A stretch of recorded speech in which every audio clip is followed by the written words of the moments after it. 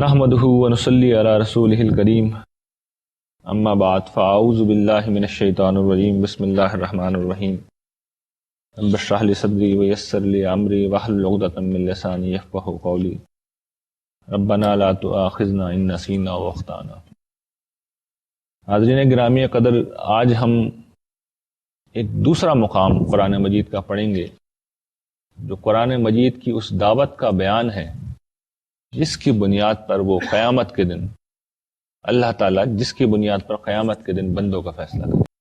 یہ مقامات میں نے تمام کے تمام اپنی کتاب قرآن کا مطلوب انسان میں جمع کر دیے ہیں، اور ہم چونکہ جس ترتیب کے ساتھ پڑھ رہے ہیں کہ مدنی صورتوں میں جو مقامات آئے ہیں وہاں سے ہم نے آغاز کیا ہے۔ میری کتاب میں مکی صورتوں سے شروع ہوا ہے، میں نے مگر پڑھاتے وقت مدنی صورتوں سے آغاز کیا ہے۔ تو پہلا مقام سورہ بقرہ کی آیت نمبر 1 تا 5 تھا، اور جو دوسرا مقام ہے وہ آیت نمبر 83 تا 85 ہے۔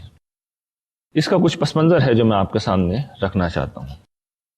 آپ کے علم میں ہے کہ پچھلی دفعہ ہم نے یہ بات پڑھی تھی کہ سورہ بقرہ اصل مخاطبین یہود ہے، اور شروع میں گرچہ جو تمہید ہے جو آیت 1 تا 39 ہے اس میں یہود کو براہ راست مخاطب نہیں کیا اللہ تعالیٰ نے، لیکن پس منظر میں وہی لوگ کھڑے ہوئے۔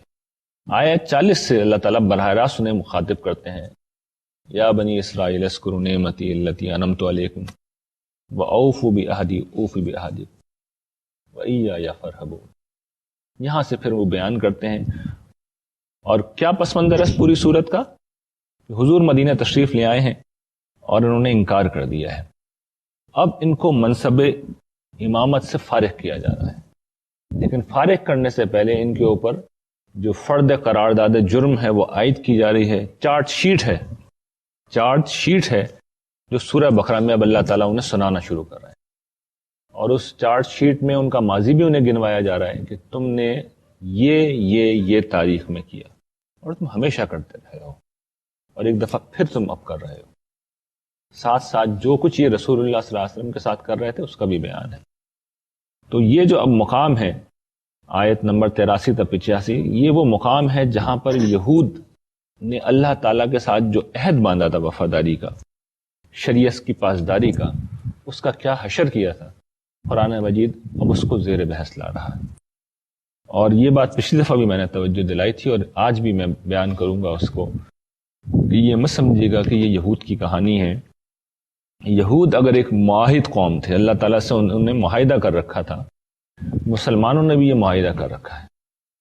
اور یہ میں نے اپنے ناول آخری جنگ میں جو اب شائع ہونے والا ہے اگلے مہینے میں، اس کو موضوع بنا لیا ہے کہ مسلمان جو اتنا آہو فغا کرتے ہیں، شور مچاتے ہیں کہ اس کی سازش اور اس کی سازش، اس کی وجہ سے ہم دنیا میں ذلیل ہیں۔ عزت و ذلت اصل میں قرآن مجید بتاتا ہے کس پہ موقوف ہے۔ جو معاہدہ اللہ تعالیٰ سے کر رکھا ہے اگر اس کی پاسداری کریں گے، دنیا میں عروج، غلبہ، اقتدار یہ مقدر ہے۔ یہ میں نے آیت لکھ رکھی ہے جو اپنی کتاب شائع ہوگی، اور آپ دیکھیے کہ اس کے شروع میں آیت لکھی ہوئی ہے کہ اللہ کا وعدہ ہے، ایمان لاؤ گے، عمل صالح کرو گے، زمین کا اقتدار دوں گا۔ صحابہ کرام سے وعدہ کیا تھا اور پورا کر کے دکھایا اللہ تعالیٰ نے۔ اور بنی اسرائیل کی پوری تاریخ اور خود مسلمانوں کی پوری تاریخ اس بات پہ گواہ ہے کہ جب جب مسلمانوں نے اللہ تعالیٰ سے عہد شکنی کی ہے اور ایمان و اخلاق کی دعوت کو رد کیا ہے اور اس کی خلاف ورزی کی ہے، دنیا میں وہ ذلیل کیے گئے ہیں۔ پہلی صورت میں جب وہ پاسداری کرتے ہیں تو کسی کی کوئی سازش کچھ نہیں بگاڑ سکتی، اور جب وہ خلاف ورزی کرتے ہیں تو ساری دنیا بھی ان کی حمایتی ہو جائے، کچھ نہیں ہو سکتا، ذلیل ہو کے رہیں گے۔ اور یہ 200 برس سے مسلمانوں کی یہ داستان ہے، وہ سر توڑ کوشش کر رہے ہیں، نہیں ہوگا اور نہیں ہو سکتا۔ میں یقین کے ساتھ آپ کو کہہ رہا ہوں کبھی نہیں ہو سکتا۔ تو یہ سورہ بقرہ میں نے اس ناول میں توجہ دلائی ہے، ایک ایسی قوم یہود جس نے قرآن کو پڑھنا ہی نہیں ہے، قرآن کا پورا ابتدائی 1/4 حصہ اسی کے واقعات سے بھرا ہوا ہے۔ بھئی ان کے واقعات یہودیوں کو سنانے چاہیے تھے نا، مسلمانوں کو کیوں سنا رہے ہیں اللہ تعالیٰ؟ اس لیے سنا رہے ہیں کہ یہی کچھ اب مسلمانوں کے ساتھ بھی کریں گے۔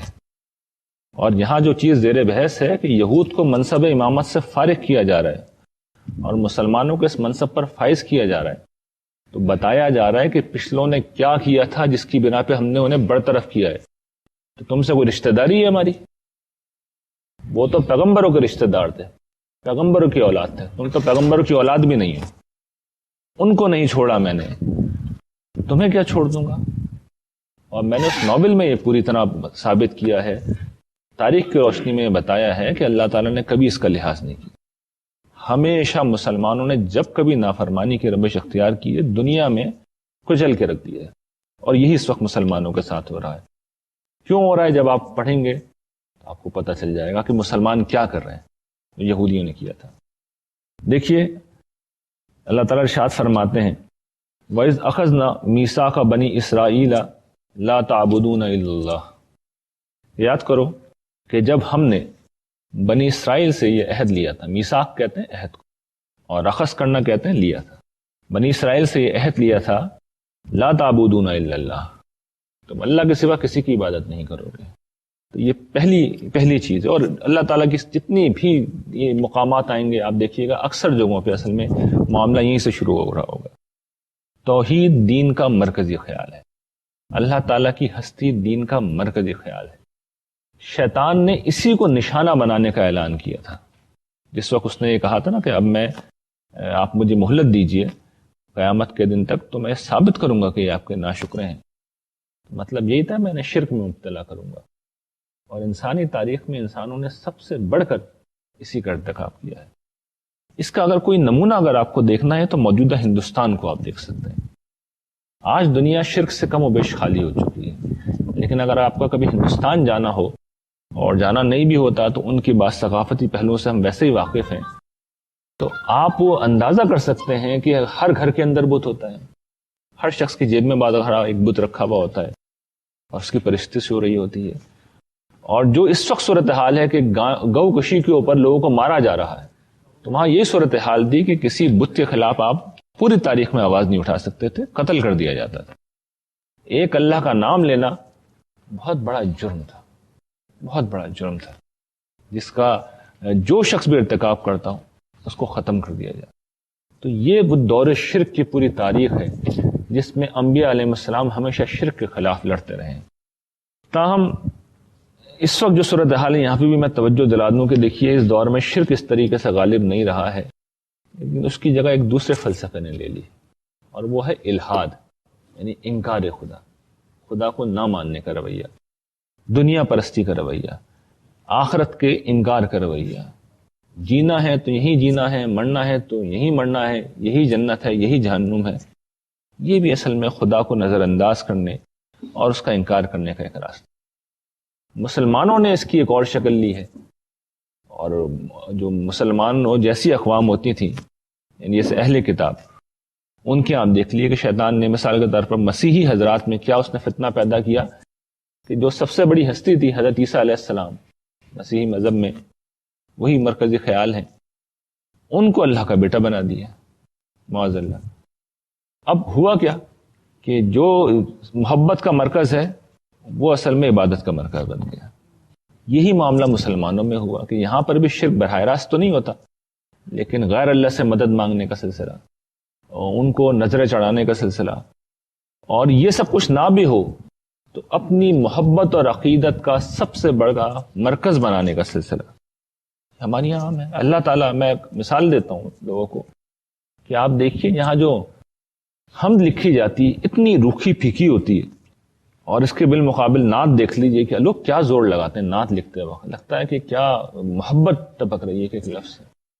اور حمد اول تو ہوتی بہت کم ہے، جو ہوتی ہے اس میں لگتا ہے کہ آدمی نے ایک بس رسم پوری کی ہے. آپ کبھی اردو ادب کا مطالعہ کر لیں، لٹریچر کا مطالعہ کر لیں، یہ فرق آپ پہ واضح ہو جائے گا. اس کے برعکس قرآن مجید کیا کہتے ہیں؟ الذین آمنوا اشد حبا للہ، جو ایمان لانے والے ہوتے ہیں وہ سب سے بڑھ کر کس سے محبت کرتے ہیں؟ اللہ سے محبت. تو یہ دین قرآن مجید یہاں کھڑا ہوا ہے. اور میں اکثر توجہ دلاتا ہوں کہ جو آیت ابھی میں نے پڑھی ہے آپ کسی مسجد کے ممبر سے بھی نہیں سنتے ہوں گے. یہ آیت یہ زیر بحث نہیں آتی. کیوں؟ یہ کہ مرکزی خیال اللہ تعالیٰ نہیں. تو یہ سارے مسائل ہیں جو ہمارے یہاں موجود ہیں اور ہمیں اس پہ توجہ کرنی چاہیے. پھر آگے اللہ تعالیٰ ارشاد فرماتے ہیں جو میثاق ان سے لیا گیا تھا، عہد لیا گیا تھا، اس میں اگلی جو بات ہے وَبِالْوَالِدَيْنِ إِحْسَانًا وَذِي الْقُرْبَى وَالْيَتَامَى وَالْمَسَاكِينَ. کہ تم احسان کرنا والدین کے ساتھ، قرابت داروں کے ساتھ، یتیموں اور مسکینوں کے ساتھ۔ پہلے احسان کا مطلب سمجھ لیے۔ احسان اصل میں کیا ہے؟ کسی کا جو حق ہے آپ وہ حق بھی دے رہے ہوں اور اچھے طریقے پہ دے رہے ہوں اور حق سے زیادہ دے رہے ہیں۔ احسان اصل میں ان تینوں چیزوں پر مشتمل ہے۔ ادائے حقوق کا بھی نام ہے، اچھے طریقے پہ بھی ادائے حقوق ہو اور جتنا حق بنتا ہے اس سے زیادہ دیا جائے۔ یہ اصل میں یہ چیز ہے احسان۔ تو یہ کس کے ساتھ کرنا ہے؟ سب سے بڑھ کر یہ اللہ تعالیٰ کا عام طور پر طریقہ رہے گا ان سارے مقامات پر، اللہ کا ذکر اور پھر اس کے بعد والدین کا ذکر۔ وبالوالدین احسان، والدین انسان کو جس طرح ذوف میں، کمزوری میں، عجز میں پالتے ہیں، پیدا کرتے ہیں، ان پہ انفاق کرتے ہیں، اپنی صحت، اپنا مال، اپنا سکون، اپنا آرام سب ان کے لیے غارت کرتے ہیں۔ اچھی بات یہ ہے کہ اولاد کچھ بھی کر لے اس کا حق ادا نہیں کر سکتی، لیکن ہوتا کیا ہے کہ والدین جب بڑھاپے میں پہنچتے ہیں تو ایک تو فطری طور پہ جو نوجوان ہوتے ہیں ان کی فطری محبتیں کچھ اپنی اولاد کے ساتھ ہوتی ہیں، میاں بیوی کے ساتھ مفادات اٹیچ ہو جاتے ہیں۔ پھر ایک دوسرا فیکٹر بھی ہوتا ہے، کچھ والدین بھی چڑچڑے ہو جاتے ہیں، یعنی محسوس ہوتا ہے کہ کوئی بہت معقول کمیونیکیشن ان سے کرنا شاید بہت سے معاملات میں ممکن نہیں ہے۔ یعنی میں یہ نہیں کہہ رہا ہمیشہ اولاد ہی غلط ہوتی ہے، بعض اوقات والدین بھی اس جگہ پہ کھڑے ہوئے ہوتے ہیں کہ آپ کوئی معقول بات شاید انہیں سمجھا نہیں سکتے۔ زیادہ بزرگ ہو جائیں تو آپ کو لگتا ہے کہ ایک بچہ گھر میں اور آ گیا، اس بچے کو آپ ڈانٹ بھی نہیں سکتے۔ لیکن احسان کا مطلب یہی ہے کہ نہیں، برداشت کریں، صبر کریں، والدین کوئی بات ایسی کہہ بھی دیں تو تب بھی بہت اچھے طریقے سے پیش آئیں۔ دوسرا جو مقام ہے وہاں تو قرآن یہ کہتا ہے کہ ان سے اف تک نہ کہنا، آواز بھی ان کے بارے میں اونچی نہیں کی جائے۔ یہ ان کے پھر حقوق ہے اور اس کا خیال کرنا بڑا ضروری ہے۔ پھر بارہا ایسا ہوتا ہے کہ والدین تو ایک یا دو ہی ہوتے ہیں، ماں اور باپ، بچے بہت سارے ہوتے ہیں، 3 4 5 6 7 جتنے بھی ہوتے ہیں، عام طور پہ گھروں میں سے اس میں سے کوئی 1 2 لوگ ہی ہوتے ہیں جو یہ اللہ تعالیٰ جنہیں سعادت دیتا ہے کہ وہ والدین کی زیادہ خدمت کرتے ہیں، اپنے گھر میں رکھتے ہیں، زیادہ کیئر کرتے ہیں۔ باقی لوگ پیچھے ہٹ جاتے ہیں، وہ عقل مندی دکھاتے ہیں، بظاہر ذمہ داری سے بھاگ رہے ہوتے ہیں، لیکن در حقیقت وہ بہت بڑی حماقت ہے جس کا ارتکاب کر رہے ہیں۔ تو وہ لوگ جو یہ قربانی دیتے ہیں، اپنے گھروں میں رکھتے ہیں، ان کی زیادہ خدمت کرتے ہیں، تو یہ اس پہلو سے آپ دیکھ لیں وہ خود بہت بڑا احسان کی جگہ پہ کھڑے ہوئے، تو اس کا بھی انہیں بہت غیر معمولی اجر ملے۔ اس کے بعد جو ذکر ہے وہ قرابت داروں کا ہے۔ دیکھیے زندگی تو قرابت داروں میں گزرتی ہے۔ دوست احباب سے تو معاملہ یہ ہوتا ہے کہ جس سے ناراضی ہوئی فوراً تعلق ختم کر لیا۔ دوست، تعلق دار، احباب، ان کا تو معاملہ یہ ہوتا ہے کہ جب تک دل مل رہے ہیں تو ملیں گے، ورنہ آپ اپنے گھر میں، ہم اپنے گھر میں۔ رشتہ دار ساری زندگی نہیں بدلتے۔ ان سے حسن سلوک کا مطلب یہ ہے کہ ان کی ساتھ قرابت داری کو تم نہ توڑو، قرابت داری کو تم نہ توڑو۔ صلہ رحمی کا حکم دوسری جگہوں پہ وہ آئے گا بڑا، کہ صلہ رحمی کا جو حکم قرآن دیتا ہے، پھر ان پہ انفاق کرو، ان پر انفاق کرو۔ تو یہ موٹی موٹی چیزیں شامل ہیں جو اس کے اندر ہیں کہ قرابت داروں کے ساتھ دیکھیے پھر ہوتا کیا ہے کہ شکایتیں بہت ہوتی ہیں۔ ہر وقت جن لوگوں سے آپ ملیں گے ان شکایتیں بھی ان سے ہوں گی۔ پھر دوست تو آپ مزاج کے حساب سے ملاتے ہیں نا، اپنے ہم مزاج ہے تو دوست ہے، ورنہ نہیں ہے۔ بھائی تو ہم مزاج نہیں ہو سکتا، ضروری نہیں ہے، بہن بھی ممکن ہے کہ نہ ہو، تو اختلاف ہو جائیں گے۔ پھر رشتہ داریوں میں تو ویسے مسائل ہوتے ہیں۔ اس سب کے باوجود رشتہ داری کو مینٹین رکھنا، حقوق ادا کرنا، انفاق کرنا، ملتے رہنا، یہ بڑے حوصلے کا کام ہے، یہ کرنا چاہیے۔ پھر یتیم اور مساکین یہ محروم طبقات ہیں، اور قرآن مجید یہ سمجھاتا ہے کہ یہ جو اللہ تعالیٰ نے دنیا بنائی ہے، اس میں اللہ کی اسکیم یہ ہے کہ کچھ لوگوں کو وہ زیادہ پیسے دے دیتے ہیں، اس میں ان کا کوئی میرٹ نہیں ہوتا، یہ اللہ کی اسکیم ہے۔ اور کچھ بڑے باصلاحیت لوگ ہوتے ہیں، ذہین لوگ ہوتے ہیں، زبردست لوگ ہوتے ہیں، جوتیاں چٹ کھاتے پھرتے ہیں، بہت کم آمدنی ہوتی ہے ان کی۔ یہ فرق اللہ کا اپنا پیدا کرتا ہے، اور یہ اس لیے ہے کہ وہ آزمانا چاہتا ہے، پیسے والوں کو آزمانا چاہتا ہے کہ تمہارے پاس پیسے تھے، تمہیں یتیم نہیں بنایا میں نے، تمہیں مسکین نہیں بنایا، لیکن تمہارے سامنے یتیم بھی رکھے، مسکین بھی رکھے، آئے تمہارے سامنے، تم نے انہیں دیا یا نہیں دیا، یہ پوچھیں گے اللہ تعالیٰ۔ جب تمہارے پاس وہ آئے تو تمہارا رویہ کیا تھا، اللہ تعالیٰ توجہ دلا رہا ہے تمہارا رویہ یہ ہونا چاہیے جو میرا مطلوب ہے، احسان کا رویہ ہونا چاہیے، ان کے ساتھ احسان کو. احسان کا یہاں بھی وہی مطلب ہے کہ ان کا جو حق ہے ان کی ضروریات پوری کرنا، یعنی ان کی ضروریات پوری کرنا یہ ان کا حق ہے نا کہ ان کی ضرورتیں پوری ہوں، یہ ہماری ذمہ داری ہے. ادائے حقوق کا مطلب یہ، اور اچھی طرح کرو. تو یہ بنیادی چیزیں جو اس آیت میں بتائی گئی ہیں. پھر جو اگلی چیز کہ اللہ تعالیٰ کہتے ہیں وَقُولُوا لِلنَّاسِ حُسْنًا، بھلے طریقے سے، اچھے طریقے سے لوگوں کے ساتھ بات. تو یہ جو بھلے طریقے سے بات کرنا ہے، اچھی طرح بات کرنا ہے، ایک تو یہ دیکھیے ایک عمومی حکم ہے. عمومی حکم ہے. عمومی حکم کا مطلب یہ ہے کہ آپ ویسے اچھے طریقے سے بات کریں گے. ایک دوسری چیز جو خاص طور پر اس آیت کے پس منظر میں آپ سمجھ لیجئے کہ آدمی جب پیسے دے رہا ہوتا ہے تو جھڑکنا، بے عزتی کرنا یہ اپنا حق سمجھ لیتا ہے. بھائی میں نے کسی کی مدد کی ہے نا تو جھڑک بھی سکتا ہوں، میں اس کے ساتھ سختی سے بھی پیش آ سکتا ہوں. تو اصل میں خاص طور پہ یہ اس لیے کہا گیا ہے کہ جن کے ساتھ احسان کر رہے ہو یہ مت سمجھو کہ تمہیں بدتمیزی کا لائسنس مل گیا ہے. ان سے بھی اچھے طریقے سے، بھلے طریقے سے تم بات. پھر بعض اوقات یہ ہوتا ہے کہ جو مانگ رہے ہوتے ہیں وہ کام ہی ایسے کرتے ہیں، بعض اوقات کر دیتے ہیں. وہ مثال ہے نا حضرت ابو بکر کے معاملے میں تو سب جانتے ہیں، جن صاحب کی وہ سب سے زیادہ مدد کرتے رہے، حضرت ابو بکر کی بیٹی ہماری ماں عائشہ رضی اللہ تعالیٰ عنہ پہ تہمت لگانے میں سب سے آگے تھے وہ صاحب. تو حضرت ابو بکر نے ان کی مدد بند کر دی. پھر جب قرآن مجید میں سورہ نور میں توجہ دلائی گئی کہ یہ ایسا نہ کریں تو پھر انہوں نے کہا کہ میں کیوں نہیں، میں تو چاہتا ہوں اللہ تعالیٰ میری بخشش فرمائے، آپ نے پہلے سے زیادہ مدد کرنا شروع کر دی. تو لوگ کرتے ہیں ایسے کام کہ آپ کہتے ہیں کہ ایک تو میں احسان کر رہا ہوں اوپر سے میرے ساتھ ہی یہ کر رہے ہو، تو آدمی پھر برا رویہ بھی اختیار کر سکتا ہے. تو یہاں یہ بھی توجہ دلائی گئی کہ اس سے بھی بچو. اور یہ بڑا، اس کی تفصیل آگے آئے گی، بہت بڑی بات ہوتی، بہت بڑی بات ہوتی ہے، اس کے اجر کا آپ اندازہ نہیں کر سکتے. یہ جو باتیں میں بیان کر رہا ہوں یہ سننے میں بڑی آسان ہے، یہ کہنے میں بھی بڑی آسان ہے. جب آپ کرنے لگیں گے نا تو آپ کو ایسا لگے گا آپ نے ہاتھوں میں انگارہ اٹھا لیا. یہ ساری تقریر جو میں کر رہا ہوں اور ساری تقریر جو آپ سن رہے ہیں یہ کہنے سننے میں بہت آسان ہوتی ہے. داڑھی رکھنا جو میں نے آپ سب نے رکھی ہے بہت دنیا کا آسان ترین کام ہے. آپ ریزر چھوڑ دیں، داڑھی خود بخود آ جائے گی. اور جو خواتین پردہ کرتی ہیں میں توجہ دلاتا ہوں کہ بہت آسان کام ہے. ایک دفعہ عادت بن گئی سو بن گئی. میں یہ کہتا ہوں نماز پڑھنا بھی زیادہ آسان کام ہے اس کے مقابلے میں. ذرا یہ کام کر کے دیکھیے تو آپ کو پتہ چلے گا کہ نماز پڑھنا واقعی بہت آسان ہے. اس لیے نماز کا ذکر اللہ تعالیٰ نے آگے کیا ہے. یعنی توحید ہے، اس کے بعد یہ سارے ہیں، اور پھر آگے اللہ تعالیٰ کہتے ہیں وَأَقِیمُوا الصَّلَاةَ وَآتُوا الزَّکَاةَ. آپ نے دیکھا خود اللہ تعالیٰ نے ترجیح قائم کی، نماز کو بعد میں لا رہے ہیں اس لیے کہ یہ مقام زیادہ مشکل ہوتے ہیں، یہ سارے کام کرنا زیادہ مشکل ہوتا ہے.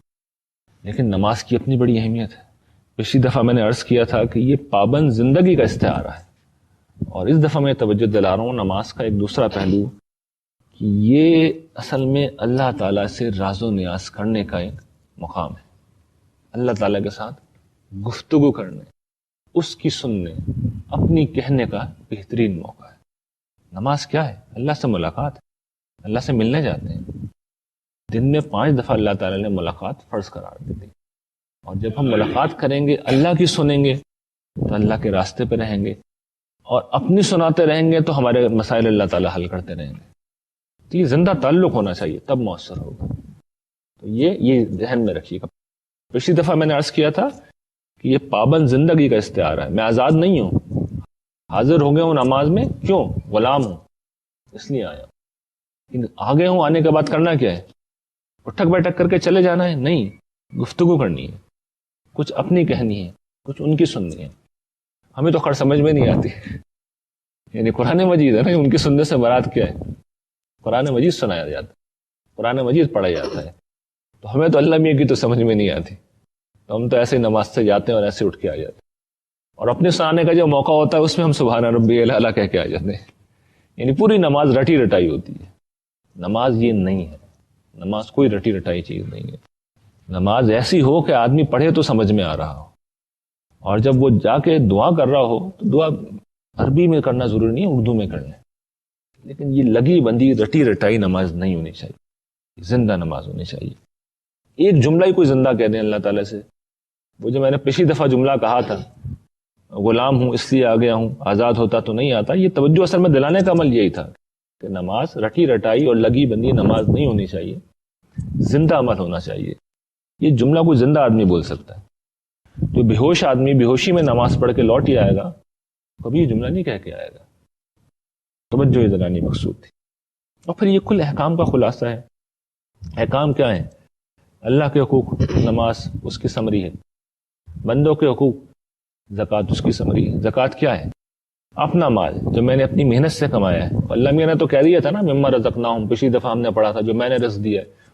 اللہ میاں نظر تو نہیں آتے نا، دکان پہ تو آپ جاتے ہیں، ملازمت تو آپ کرتے ہیں، فرشتہ تو آگے سیلری نہیں دیتے نا آپ کی، کسی کو نہیں نظر آ رہے ہوتے. لیکن جس وقت آپ اپنا مال اللہ کی راہ میں خرچ کرتے ہیں، کیا ہے؟ آپ یہ بتاتے ہیں کہ اللہ تعالیٰ یہ آپ کا ہی مال تھا، اس لیے آپ کے حکم پہ آپ کی راہ میں خرچ کر رہا ہوں. اور یہ کم سے کم دینی مطالبہ ہے، ورنہ تو اصل مطالبہ آگے آئے گا، بہت ہے. یعنی جتنا ہے، قرآن کہتا ہے یہ سلونا کا ماذا ینفقون، پوچھ رہے ہیں تم سے کیا خرچ کریں، قل لف، جو ضرورت سے زیادہ سب خرچ کر دو، اس کی تو کوئی لمٹ ہی نہیں ہے. لیکن ظاہر ہے کہ یہ اتنا حوصلہ ہر شخص میں نہیں ہوتا، کیونکہ مال جو ہوتا ہے دیکھیے دنیا کا قائم مقام ہے. مال سے آپ دنیا خرید سکتے ہیں. آپ کو گاڑی پسند آ گئی، آپ کو گھڑی پسند آ گئی، آپ کو کوئی اور چیز پسند آ گئی، کس سے ملے گی؟ دعا مانگنے سے ملے گی؟ نہیں، پیسے سے ملے گی. پیسہ آپ نے اللہ تعالیٰ کی راہ میں خرچ کر دیا تو یہ کوئی معمولی عبادت نہیں، بہت بڑی عبادت ہے. یہ اس بات کا اظہار ہے کہ آپ اللہ پہ یقین رکھتے ہیں. اس سے بڑا کوئی ثبوت نہیں دے سکتے آپ اللہ تعالیٰ کو. نماز میں تو پڑھنے میں تو کچھ نہیں جاتا نا، ٹائم تو ہوتا ہے، 15 منٹ میں 10 منٹ میں پڑھ لی. پیسے دیتے وقت انسان کی جان نکلتی ہے. تو لیکن دے دیا پیسہ آپ نے تو آپ نے ثابت کر دیا کہ آپ بندے ہیں. اس کو کوئی معمولی چیز مت سمجھیے. لیکن اب یہ بنی اسرائیل کے متعلق قرآن مجید تبصرہ کر رہا ہے کہ یہ تھا عہد، یہ عہد تھا. اب دیکھیے انہوں نے کیا کیا، ثم تولیتم الا قلیلا منکم وانتم موردون، تم پھر گئے، ایک چھوٹے سے گروہ کے سوا تم سب پھر گئے اس عہد سے. عہد تھا اللہ تعالیٰ نے اور پیغمبروں کے ذریعے سے لیا تھا. تم پھر گئے، ایک چھوٹے سے گروہ کے سوا تم سب پھر گئے، اور تم ہو ہی پھرنے والے لوگ. یہ بنی اسرائیل کا مستقل کیریکٹر. یعنی ایک تو ہوتا نا توجہ دلا دی جائے لوگ باز آ جائیں، بنی اسرائیل بار بار کرتے تھے. اب یہ مت سمجھیے گا کہ ہم لوگ نہیں کرتے، ہمارے یہاں بھی لوگ کرتے ہیں، ایسے ہی کر رہے ہوتے ہیں، میجورٹی یہی کر رہی ہوتی ہے. یہ نہیں کر رہے ہوتے تو یقین کریں گھروں کے حالات بہت اچھے ہوتے ہیں. معاشرے میں آپ کو کوئی مسکین نہیں ملتا، کوئی بدحال یتیم نہیں ملتا. اتنا پیسہ ہے سوسائٹی کے اندر. عرب ورلڈ میں کتنا پیسہ ہے. اگر یہ پیسہ عمرہ کے ایوانوں سے نکل کر، ان کے عشرت قدوں سے نکل کر، ان کی تجوریوں، ان کے اکاؤنٹ سے نکل کر عام لوگوں میں تقسیم ہو جائے تو غربت کہاں بچے گی؟ اتنا پیسہ ہے مسلمانوں کے پاس، نہیں ہو رہا تقسیم. تم ہو ہی اراض کرنے، اور اس لیے ذلیل بھی ہیں، اس لیے ذلیل بھی ہیں. یہ میسج بھی ذہن میں رکھیے گا، ابھی آگے آ جائے گا، وہ الفاظ آ جائیں گے. یہ مت سمجھیے گا کہ میں اپنی طرف سے کہہ رہا ہوں، آ رہے ہیں الفاظ آگے. پھر ایک دوسرے عہد کا ذکر ہے، وَإِذْ أَخَذْنَا مِيثَاقَكُمْ، اور یاد کرو جب ہم نے تم سے تمہارا عہد لیا تھا، لا تسفکون دماءکم، تم اپنوں کا خون نہ بہانا، ولا تخرجون انفسکم من دیارکم، اور نہ اپنوں کو گھروں سے نکالنا، اپنوں کو اپنے گھروں سے نکالنا. ثم اقررتم، اور تم نے اس کا اقرار کیا، وانتم تشہدون، اور تم گواہ تھے. یہ جو حکم ہے پہلے اس کو سمجھ لیے، حکم کیا ہے؟ قتل نہیں کرنا، گھروں سے نہ نکالنا. یہ کیا ہے؟ اصل میں جان مال آبرو کا تحفظ. کل دینی احکام جتنے بھی دیے جاتے ہیں اصل میں اس کی حفاظت کے لیے دیے. یہ اصل حکم ہے، یہ بنیادی حکم ہے. قرآن جب بیان کرتا ہے تو سب سے بڑا حکم ہے انسانوں کے پہلو سے. قرآن کو اتنا اصرار ہے کہ جس نے کسی ایک انسان کو ہلاک کیا اس نے پوری انسانیت کو قتل کر دیا، اور جس نے کسی ایک انسان کو زندگی کو بچایا، انسانیت کی زندگی کو بچایا. رسول اللہ صلی اللہ علیہ وسلم خانہ کعبہ کے سامنے کھڑے ہو کے حجت الوداع کے موقع پہ کہتے ہیں کیا ہے تیری عظمت، کیا مقام ہے خانہ کعبہ، آج کے دن کا، اس مہینے کا، ہر چیز حرمت والی، عظمت والی، عزت والی. لیکن مسلمان کی جان، مال، عزت آبرو اس سے زیادہ محترم ہے. اور ہم کیا کر رہے ہیں اس کے ساتھ؟ پہلے یہود کا ذکر سن لیجئے، پھر میں بھی سناؤں گا. سننا انتم ہاؤلائی، پھر تم ہی لوگ ہو، تقتلون انفسکم، جو اپنوں کو مارتے ہو، وَتُخْرِجُونَ فَرِيقًا مِّنْكُم مِّن دِيَارِهِمْ، اور پھر اپنے میں سے ایک گروہ کو ان کے گھروں سے نکالتے ہو، تَظَاهَرُونَ عَلَيْهِمْ بِالْإِثْمِ وَالْعُدْوَانِ، اور ان پر چڑھائی کرتے ہو حق تلفی کرتے ہوئے اور زیادتی کرتے ہوئے، وَإِن يَأْتُوكُمْ أُسَارَىٰ تُفَادُوهُمْ، اور نیکی دکھانے کا بھی تو شوق ہے نا، تو اپنا تو کام کر دیا، اس کے بعد جب وہ قیدی بن جاتے ہیں تو فدیہ دے کے انہیں چھڑاتے ہو، وَهُوَ مُحَرَّمٌ عَلَيْكُمْ إِخْرَاجُهُمْ، ان کا تو نکالنا تمہارے اوپر حرام تھا۔ اب سنیے یہ اللہ کا غضب، سخت ترین الفاظ ہیں جو قرآن مجید میں آئے ہیں، أَفَتُؤْمِنُونَ بِبَعْضِ الْكِتَابِ وَتَكْفُرُونَ بِبَعْضِ الْكِتَابِ، کتاب الہی کے ایک حصے کو مانتے ہو، دوسرے کا انکار کرتے ہو، یہ تمہارا رویہ، تو سنو اس کی جزا، فما جزاء من يفعل ذلك منكم، تم میں سے جو شخص یہ کرے اس کا بدلہ اس کے سوا کیا ہوگا، الا خزي في الحیات الدنیا، سوائے اس کے کہ دنیا کی زندگی میں ہم اسے ذلیل کریں گے، ویوم القیامت یردون الی اشد العذاب، اور قیامت کے دن انہیں بدترین عذاب کی طرف لوٹا دیں گے، ہم اللہ بغافل عما تعملون، اللہ تمہارے کاموں سے ہرگز ہرگز غافل نہیں۔ دنیا میں ذلت، الفاظ سنے آپ نے، الا خزي في الحیات الدنیا، دنیا کی زندگی میں ذلیل کریں گے، مطلب یہ قومی طور پہ ذلیل کر دیں گے، قیامت کے دن انفرادی طور پر بدترین عذاب کی طرف لوٹا دیں گے۔ اور یہ مت سمجھو اللہ کو پتہ نہیں ہے تم کیا کرتے ہو، سب پتہ ہے، یہ ہے ہماری ذلت کا سلسلہ۔ آج مسلمان کیا کر رہے ہیں، یہ تو یہود کا ذکر ہے نا، وہ اوس و خزرج کے حلیف تھے، مختلف قبائل، بنو قینقاع، بنو نذیر، یہ ان کے حلیف تھے، تو آپس میں جنگیں ہوتی تھیں، ایک دوسرے کو قتل کرتے تھے، ان کے گھر چھوڑنے پر مجبور کرتے تھے، اور جب سیز فائر ہو جاتا تھا تو قیدیوں کو پھر چھڑاتے بھی تھے۔ تو مسلمانوں کی بھی یہی دوم لی ہے، مذہب کا ایک طرف دیکھ لیے کیا غلغلہ ہے سوسائٹی کے اندر، نمازی بڑھ رہے ہیں، پرہیزگار بڑھ رہے ہیں، متقی، جو بھی ہماری یہ ڈیفینیشن ہے، میں اس پہ کوئی تبصرہ نہیں کر رہا، سب بہت ہو رہے ہیں، لیکن جان مال آبرو کی بربادی لسانی بنیادوں پر، فرقہ وارانہ بنیادوں پر، صوبائی بنیادوں پر، کس طرح انسانوں کے خون کو یہاں بہایا گیا ہے، اتنے بڑے پیمانے پر یہاں پہ قتل و غارت گری ہوئی ہے، مذہب کا نام لے کر، دین کا نام لے کر، اسلام کا نام لے کر، کس بڑے پیمانے پہ قتل و غارت گری ہوئی ہے، اور ہو رہی ہے مسلسل، آج کے دن تک ہو رہی ہے، لوگ مارے جا رہے ہیں، دھماکے ہو رہے ہیں، قتل و غارت گری ہو رہی ہے۔ یہ اس ملک میں ہو رہا ہے کہ جو اسلام کے نام پر بنا گیا ہے، جہاں ہر جگہ مسجدیں ہیں، جہاں مسجدیں بڑھتی چلی جا رہی ہیں، جہاں خواتین کے نقاب بڑھتے چلے جا رہے ہیں، جہاں مردوں کی داڑیاں بڑھتی چلی جا رہی ہیں، قتل بھی اتنا ہی بڑھ رہے ہیں۔ یہ کیا ہے؟ افتؤمنون ببعض الکتاب وتکفرون ببعض الکتاب، تم کتاب الہی کے ایک حصے کو مانتے ہو، دوسرے کا انکار کرتے ہو، تو جب یہ دوملی کا مظاہرہ کرو گے کیا ہوگا، یہ نتیجہ نکلے گا۔ اور سبب کیا ہے؟ دین کی اصل تعلیم زیر بحث نہیں آتی۔ کسی مسجد میں، کسی مسجد کے ممبر سے آپ کو وہ باتیں نہیں ملیں گی جو میں بیان کروں، میں کیا بیان کروں، اللہ تعالیٰ بیان کر رہے ہیں، قرآن مجید کے الفاظ، کسی ممبر کا موضوع نہیں ہے، کسی وائس کا موضوع نہیں ہے، اس کے اوپر فلاح موقوف ہے، نجات موقوف ہے، دنیا میں عزت و ذلت موقوف ہے، کسی کا موضوع بحث نہیں ہے، کسی کو اس سے دلچسپی نہیں ہے، نتیجہ نکل کے رہے گا، یہ اللہ کا فیصلہ ہے، الا خزي في الحیات الدنیا، دنیا کی زندگی میں ذلیل کروں گا۔ آپ نومبر کا میرا شمارہ آ رہا ہے انذار کا، اسے پڑھیے گا، وہ عہد نامہ میں نے پورا لکھ دیا جو اللہ تعالیٰ نے بنی اسرائیل سے کیا تھا، اور جو پھر اب مسلمانوں کی طرف بین ہی منتقل ہو گیا ہے۔ ایسے ایسے الفاظ ہیں اس کے اندر، ایسے ایسے جملے کہ آدمی تڑپ اٹھتے۔ جب عزت کا ذکر کیا تو یہ کیا کہ تمہارا دشمن تمہارے سامنے ایک راستے سے آئے گا اور 7 راستوں سے بھاگے گا، اور جب خلاف ورزی کرو گے تم اپنے دشمن کے سامنے ایک راستے سے جاؤ گے اور 7 راستوں سے بھاگو گے، منگنی تم کرو گے اور مباشرت تمہارا دشمن کرے گا، باغ تم لگاؤ گے اس کا پھل تمہارا دشمن کھائے گا۔ جس طرح لوگوں کو جھنجھوڑا جا سکتا ہے وہ عہد لیتے وقت اللہ تعالیٰ نے یہودیوں سے جھنجھوڑا ہے، اور پھر تاریخ میں کر کے دکھایا ہے۔ آپ اس ناول کو اس پہلو سے پڑھیں، میں نے بتایا کہ 4000 سال میں اللہ تعالیٰ یہ کر کے دکھا رہے ہیں۔ یہ سزا و جزا کا سب سے بڑا ثبوت ہے جو مسلمانوں اور یہودیوں کی شکل میں اللہ نے زندہ کر رکھا ہے، کہ تم میری بات نہیں مانو گے تو دنیا میں رگڑ کے رکھ دوں گا، اور مانو گے تو اسباب کچھ بھی ہو تو میں دنیا میں غلبہ دے دوں گا، عروج دے دوں گا۔ اور ہمارا کیا حال ہے؟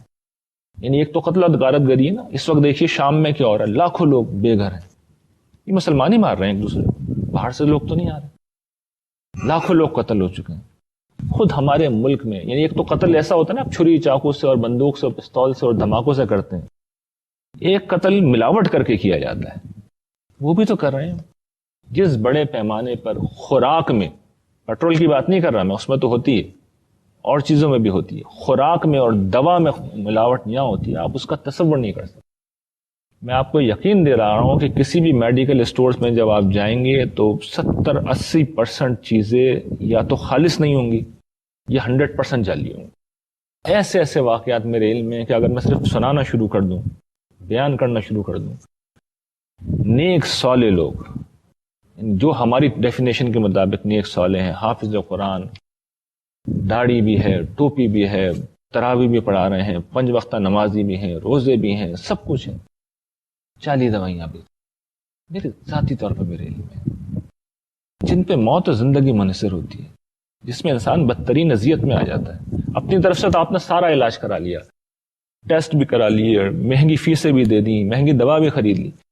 بھائی ٹھیک دوا سے ہوں گے، دوا میں ملاوٹ ہے تو آپ کیسے ٹھیک ہو جائیں گے؟ ایک ہمارے رشتے دار تھے، سعودی عرب سے 25 سال رہ کے آئے، فارمیسی میں ایکسپرٹ تھے، یہاں آئے بے روزگار تھے. میں نے کہا کام کیوں نہیں کر رہے؟